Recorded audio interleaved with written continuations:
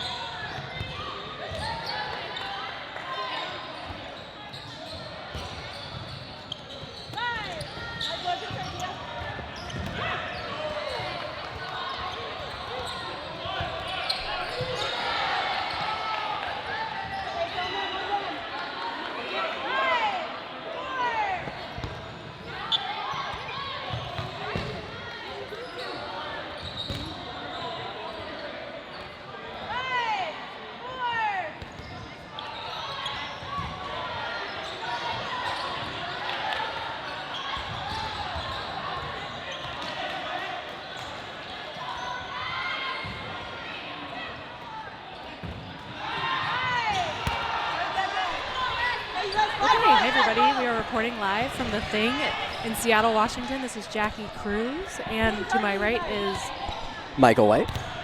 I just commentated the last match against, let's see, we had Hex and Future. Now we're looking at Bloom and Invasion here. So Bloom is a team from Canada, very experienced girls from the Canadian side, and then Invasion, obviously, we have a little bit of a different roster, less Asian, more black, if you will. I can say that, it's fine. Well, yeah, it looks like we've got an early lead here with Bloom, but the pace is slowed, and it looks like Invasion's working their way back into the game. Ooh. Tag on Becca Slivka there. She takes herself out. Last in, we have Koyo from LA on Invasion versus a full 4 from Bloom. Yeah, this is our first final player into the match. It's interesting to see how players approach this, especially against a team as organized as Bloom. You almost have to do something tricky or unexpected to get back into this. Sounded like a hit. Yep. Well, or well played. Put a little pressure on her and made sure that she had to commit to a direction, and they executed.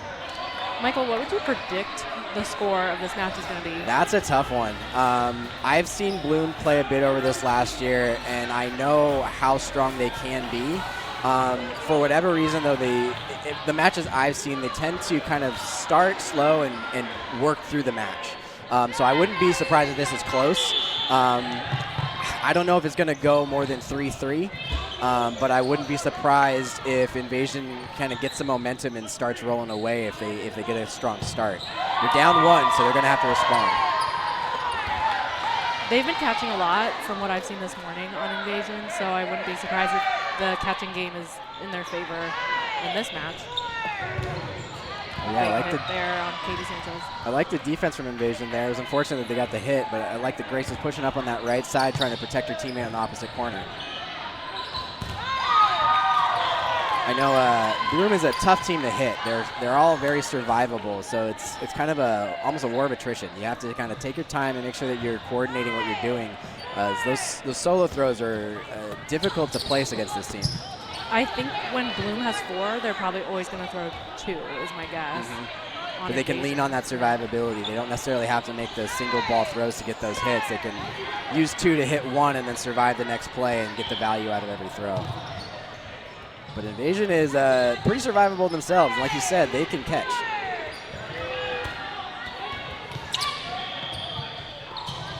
Look at that pressure from Greco in the middle. Wow, and there it is. That pressure creates the opportunity for Grace to place a nice low ball in the corner against a tough player to hit.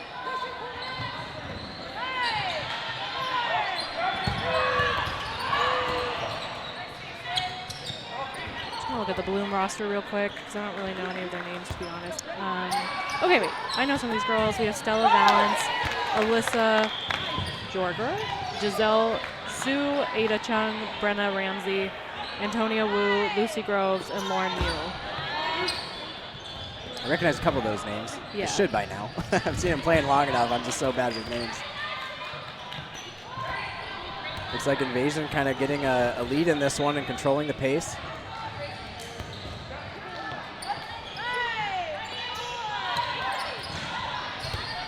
Well covered by Gong. Grace likes to play aggressive out of her corner, so it's always valuable to have a teammate there that can cover and sweep when you need it. I'll run through Invasion real quick. We have Sam Greco, Becca Slivka, Kate Gong, Katie Sanchez, Grace Rowan, Koyo Tekken, sorry if I say her name wrong, Koyo, Tia Hoover. So they have a squad of 7?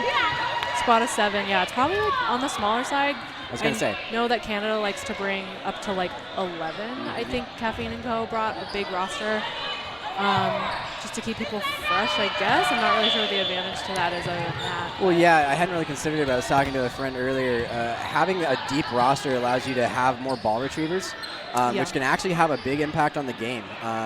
If you look at statistics, it can actually kind of correlate to retrieving up to 3 more balls per game, and that can translate to 1 more out per game, and rough averages. It's also just like a position, honestly. Yeah. Well, and like you said, having that rotation can be a big factor in any given match. It's a question of how you use that to your advantage, but these are all very skilled teams, so it's hard to imagine that having anyone on deck will hurt you.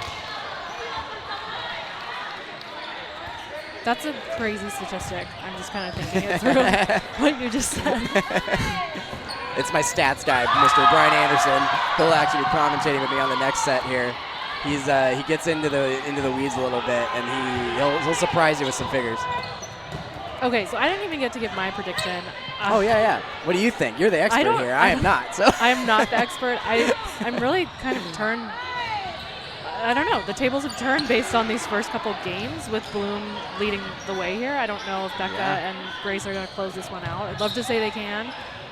So I'm going to predict the score is going to be 4-2. 4 Bloom, 2 Invasion. Really? Okay. Yeah. What makes you lean that direction? I'm curious.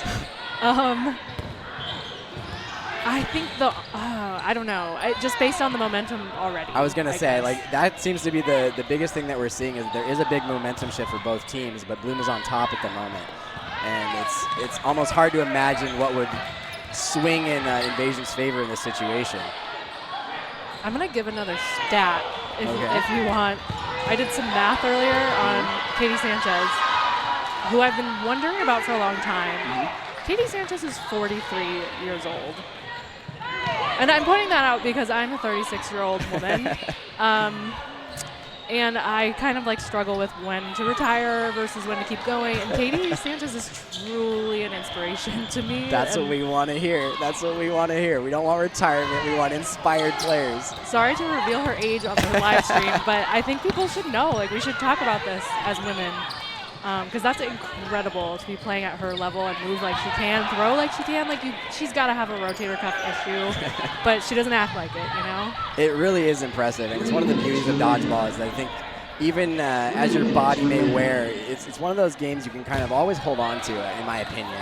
It's a tough game to play, but I think you can play at your own pace. You don't necessarily have to push yourself to a limit to be successful, and I would say Sanchez is a great example of that. She knows what she's good at, and she can execute play to play to play. She has to be the oldest female playing dodgeball right now, I would say. I'd have to really scratch my head. I think you might be right. I feel like we're all starting to age around here, but I don't know if anyone can take the crown from Katie there. I think the age range on Invasion right now is insane. Like, you have Grace Rowan, who's mid to late 20s. I think she's 25. So. And then Kate Gong is later 30s, and Katie Sanchez is in her 40s. Like, it's wild that these women can move the way they can. I need to know what they're on and what their workout regimen is. Well, it's wild what that can bring to a team, too. That spread of experience and athleticism, the combination can be really hard to deal with for an opponent. It's one thing when you're just, dealing with the same, degree of opponent, small, hard to hit, or whatever you're looking at, because you get used to it, right? You get conditioned, and you kind of figure it out. When it's constantly switching back and forth, that makes the game a lot harder to play. Becca Slivka is also later 30s, I want to say. I should stop outing people's ages, but I just want to like bring awareness to this, that these women are insane. Well, Like yeah. playing at this level, I think people don't really know of the sport of dodgeball, really, the athleticism, but it's high level, especially here at the thing. Oh yeah, the level of Big catch competition. from Katie Sanchez, a deflection. The level of competition today is wild. I haven't seen a lot of these women's teams play, and I've just been stunned by everyone I've seen so far. The coordination, the strategy, the creativity. Teams are doing things that I've never seen before today, and that's part of why I came. I love to see this. I love to see it from the women's side especially, because it's. I think we're seeing women's dodgeball grow faster than the men's side right now. Partially just because of the influx of players. We're seeing young, talented players come in next to these experienced players like Katie, and it's creating these teams that are just wild to watch play the game. And we're seeing this momentum swing back again. Looks like Invasion's pushing back and prepared to tie this set. Didn't quite close around that ball there, Oyo, but she's been catching all morning, so you have to go for it when you're activated. Big play from Kate Gong. Usually more of a passive player. She tends to play the support role, but don't sleep on her. Kate can surprise you very quickly. The ball placement of Kate Gong is brilliant. I think she's always looking to like put it out just outside of someone's catching range. That veteran experience we were just talking about. She's a great example of that. Do you have any idea how long Kate's been playing? I feel like I've known her in the scene for at least 10 years. But well I have no over idea. a decade. I've been playing over a decade, and she's been playing longer. So that's what Bloom is up against over here, and it's now tied up 2-2. It's interesting. I would be fascinated to know. I can't speak right now, but let me rephrase that. I would love to know who has 2 decades right now playing. Oh man. Like, who do you think? Probably Katie Sanchez. What a flex. I know. To say you got 2 decades of dodgeball, like I sit here and I'm proud of my 12 years of dodgeball, and I say that knowing that there are people that have been playing much longer than me. Like it's incredible, like the depth of the dodgeball community and the experience that we have now. I know Payan's not here, but he's up there too, late 30s, I'll say, and he's still going. One of the masters. Still going strong, too. Looks like we have a more level game here. Invasion getting an early lead, but giving up ball control. Ooh, big hit on Grace in the corner. Looks like they've identified her as a target.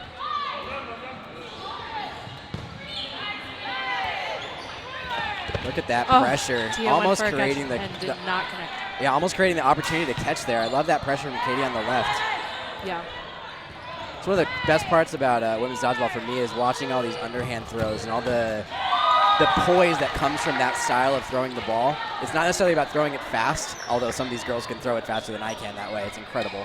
But the way they place it, the timing, because of how long it takes to throw the ball that way, it's stunning to see it played out like that. The underarms, too.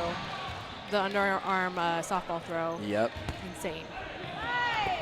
Look at that. Just floating across the ground. If you can have both throws, like an overhand and an underarm throw in your arsenal, such a threat because you could pump fake both ways and really throw people off. Yeah, I dream of the ability. I've been working on it for about 2 years now, and I still am not confident throwing underhand. I see some of these girls that clearly have a softball background. Caught that ball and just watched it go over her head. Yeah, she got low. That's the trick. Yeah. You can get under it. Oh, look at that. That's that experience. Just missed by a hair, but that was a well-timed throw. I think she thought, we've got one up on them. Maybe I'll go for it. Yeah. Well, Invasion seems confident. They're not afraid to take that second to last shot. In this rule set, because the defensive counter resets the clock, it allowed Bloom to reset. But if you can get that hit when you're up 4-3, it can be a critical swing in the game. It's really what makes dodgeball such a reactive sport, is that there's moments of opportunity that can have a big impact. Did I miss that it's no block right now? Is it no Are we block? already in the end of the half? Oh, wow. Okay.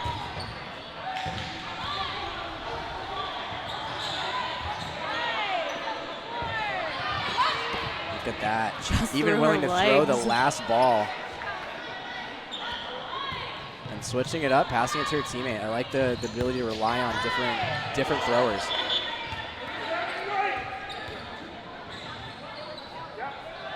Bloom's taking their time. They're very poised. Oh my gosh. What a dive. She followed it, and it was like in the tip of her fingers. I don't think that could have been any closer. Yeah. It looked like she almost had it. Just that last second impact bobbled it. That's something I like really want to get better at. When you get hit on your knees and then like exploding up to get that catch. Yeah. What should we be doing? Honestly, it's one of those scenarios Squats. that's it's you have all the will to like dive for the ball, but you just don't have the momentum. We were talking about this a little bit earlier. It happens so much though. It's like something that's so important to be able to jump up and get that ball. It's got to be some strategy in how you posture yourself, but you know, how do you prepare for that in the moment? You got to build it into your muscle memory. That's why some of these girls that can catch so well are so impressive, is because they can stop the ball well enough to make that catch. Another underhand coming from the opposite side this time. I think if I'm Bloom, I'm probably going for Katie Sanchez because she's the bigger arm, more accurate arm on Invasion. Yeah. So I would probably put 2 on her if I were Bloom. Well, yeah, I wonder how familiar these teams are with each other. This may be the only opportunity they get to play each other out of the year, being that this is a Canadian team. They're definitely like Katie's our biggest threat. Bloom's been to the thing, I think, since its inception, so this is their 3rd year. But again, the rosters are so different. Yeah, everything's changing. Big catch from Katie Sanchez. Holy shit. She knows what that looks like. she can respond to it. Oh, good attempt from Grace, but not good enough. Yeah, relying on her team, though. It's 4v1. She knows she can extend herself for that catch.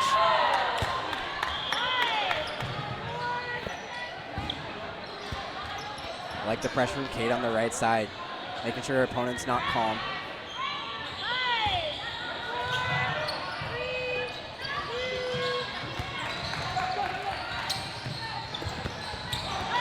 Well there you played. go, a sneaky throw from Kate Gong. Just like we talked about, she knows how to place it and where and when. Where's that put us? Is that now 3-2? Swinging into the next half? Looks like it. So Bloom is now down 1 after opening the set 1-0. Invasion's figured out how to control the pace and get ahead of this team. Like I said, though, like when I've watched them play in the past, they seem to have this tenacity that carries them into the late end of a match.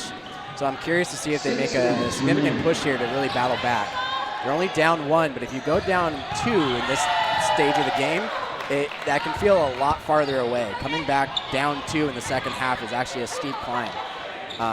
But, you know, these are talented teams. You'd be surprised how fast they can turn it around.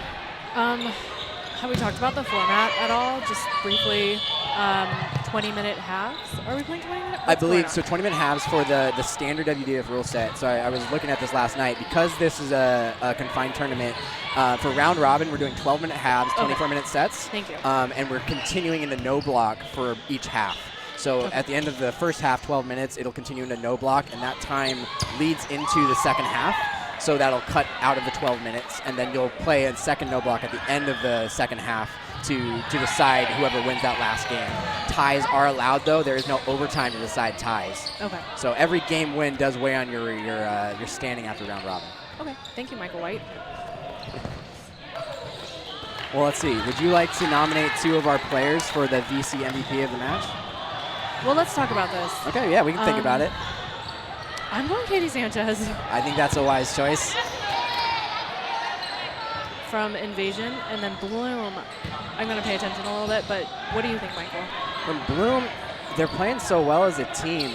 Yeah, there's like nobody really standing out to me as like having more impact than the other. Exactly. I always look for leadership in that situation. Whoever's communicating, whoever's balancing their side of the court. A couple players usually tend to step up to that role, but it's hard to notice. Although, see, the defensive presence I'm actually seeing from Ramsey catches my attention there. Okay. Okay. We could go Brenna Ramsey. Let's do that. Let's put Ramsey in the pool.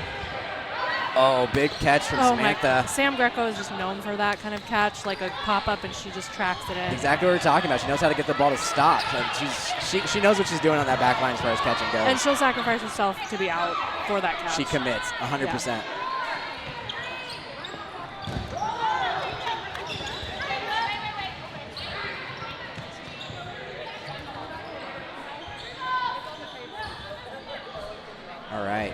got a 4v3 here. Bloom's looking to tie this set up against Invasion. They have the advantage, but can they leverage that through the rest of this game?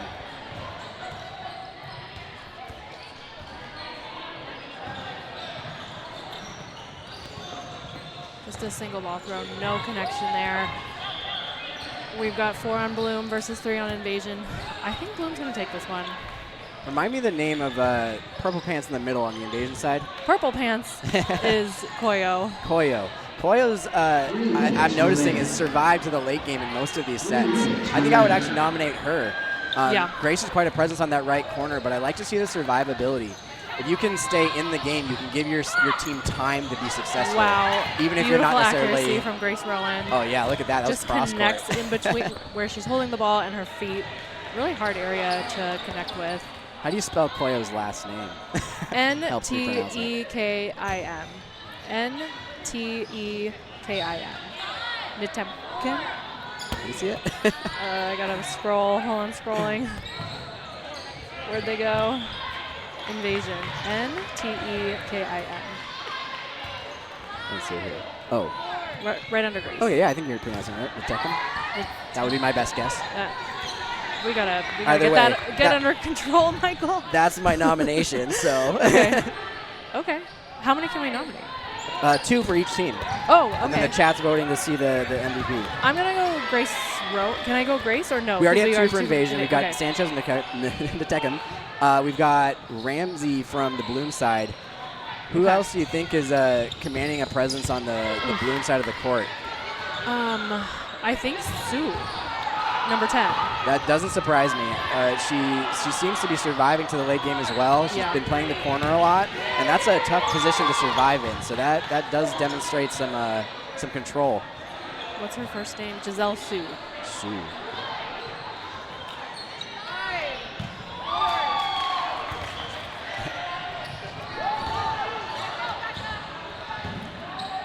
All right, we're down to a 3-2. So Invasion still has control of this game by the numbers. But in a 3-2, one play can really swing things upside down. A catch here ends it for Invasion, but if Bloom turns it around, it swings everything in the last moment, in the late stage of the second half. 60 seconds remaining. Look at that curve. 60 seconds remaining.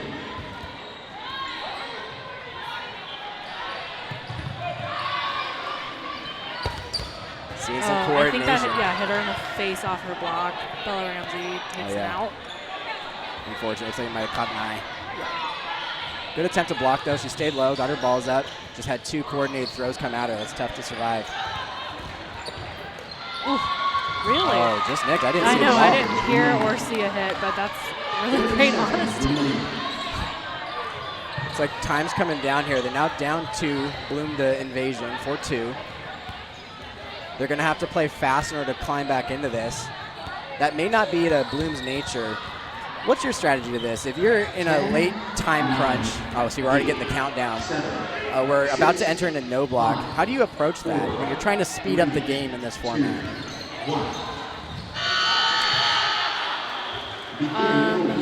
That's a good question. Like if I'm down, if I'm the team that's yeah, exactly. down. You're down and you have to get a win. So it's almost the nature is working against you. Oh, we're still waiting for votes? Okay, so we've got our nominations for MVP in for the VC MVP of the match. We need your votes to get in.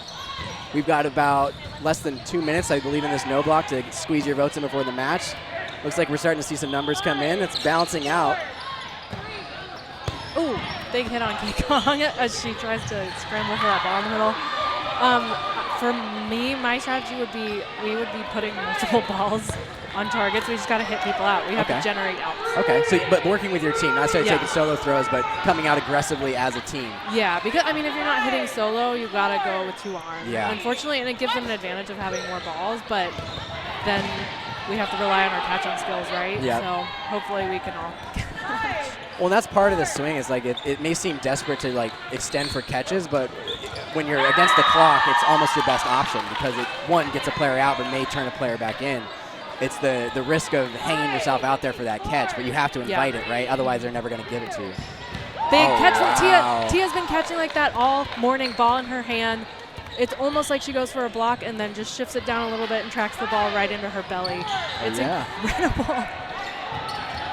May have been overlooked.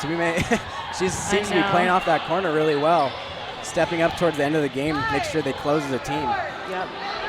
Tia Hoover, everybody. Big catch. Oh, Sam Greco is going to catch that ball, and she does. Sue gets another chance here as final player in. All right, Sue, what can you do? Went for the catch on that last play. Yes. Oh, there's one.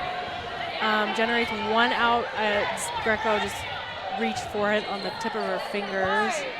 4, 3, 2. And every game does matter, so she does want to put the effort into getting this win in order to seed well for round robin. She can't win the match, but they can bring it back 4-3. Ooh, a little almost invalid. I don't know if we're calling that here. You guys know? Yeah, ref's discretion. That 1 meter rule is a tough read. 5, 4. Oh, Great my gosh. coordination. She really positioned herself for a catch, because she's going into that layback mode where maybe gravity takes the wheel a little bit, and then she could kind of get her arms around it, but she couldn't secure it. Yep. Wasn't fast enough. They put 2 or 3 on her. I don't All remember. 4 eventually. It took a 1, 2, 3, 4, I believe. It's tough to deal with, but well played. Good attempts. Good back and forth swing. It's good on Invasion for coming back and going down 1-0 at the start, controlling the game, and getting ahead in the end. Well done. Yeah, I was wrong. My prediction was very wrong. That's how it's going to go today, though. I've been talking to a lot of people about predictions, and I don't know on both sides, the women's and the men's. Yeah, we talked about this morning. I think right now my opinion is changing on who I thought was the top 3 women's teams. I haven't really watched men's a whole lot, but my prediction as of last week was number 1 would be Outsiders, 2, oh my God, who did I?